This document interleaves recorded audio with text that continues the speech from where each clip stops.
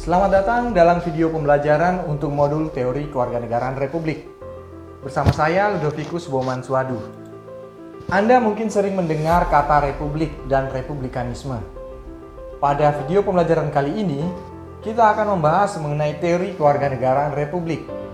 Apa itu teori kewarganegaraan Republik? Bagaimana konsep dari teori kewarganegaraan Republik? Pada modul ini, kita akan membahas lebih jauh mengenai teori kewarganegaraan Republik. Kewarganegaraan Republik menekankan pada ikatan-ikatan sipil yang menjadi suatu hal yang berbeda dengan ikatan-ikatan individual dalam tradisi liberal ataupun ikatan-ikatan kelompok dalam tradisi komunitarian. Teori kewarganegaraan Republik, baik yang klasik maupun yang humanis, merupakan paham pemikiran kewarganegaraan yang berpendapat bahwa bentuk ideal dari suatu negara didasarkan atas dua dukungan, yakni civic virtue warganya dan pemerintah yang republik. Yakni civic virtue warganya dan pemerintahan yang republik. Jadi, kewarganegaraan ini menekankan pentingnya kewajiban, tanggung jawab, dan juga civic virtue dari warga negaranya. Civic virtue dalam Republik Romawi berarti kesediaan mendahulukan kepentingan publik. Republikanisme berasal dari kata republik atau res publica yang diterjemahkan secara harafiah menjadi hal yang umum atau urusan publik. Namun terdapat dua konsep yang berbeda dari kata republik ini. Republik sebagai suatu bentuk pemerintahan dan republikanisme yang mengacu pada nilai-nilai dari warga negara pada bentuk pemerintahan republik.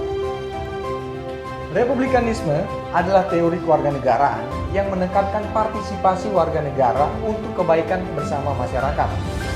Tanggung jawab dan tugas warga negara adalah yang terpenting, dan warga negara yang baik adalah mereka yang siap mengesampingkan kepentingan pribadi demi kepentingan umum.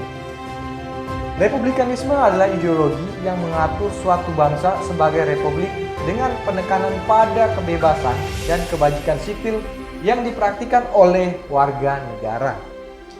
Republikanisme selalu menentang aristokrasi, oligarki, monarki, dan juga kediktatoran.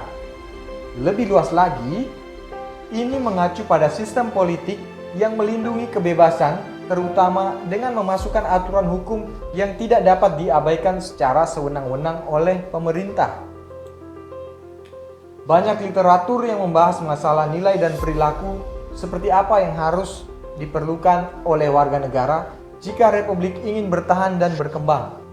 Penekanannya adalah pada partisipasi warga negara yang luas, kebajikan sipil, dan penentangan terhadap korupsi. Ciri esensial republikanisme adalah keyakinan atau asumsi tentang hubungan individu, komunitas, dan pemerintah, termasuk gagasan berikut. Kebutuhan masyarakat dianggap lebih tinggi dari tuntutan individu.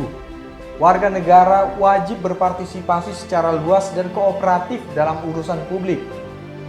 Identitas sipil umum adalah yang utama di atas identitas yang beragam dan khusus. Kesatuan politik dan sipil lebih dihargai daripada keragaman atau pluralisme dalam masyarakat. Warga negara setara dalam tugas, tanggung jawab, dan haknya. Partisipasi warga negara adalah sarana akuntabilitas dalam pemerintahan dan untuk pemenuhan pribadi.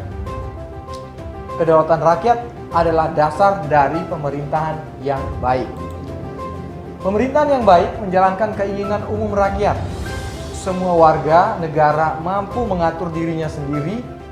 Semua warga negara mampu berbudi pekerti dan berkewajiban untuk mengembangkannya. Pemerintahan republik yang baik bergantung pada partisipasi sipil dan politik yang berkelanjutan dari warga negara yang berbudi luhur. Oke, sekian video pembelajaran kali ini. Kita bertemu lagi pada video-video pembelajaran selanjutnya. Selamat belajar.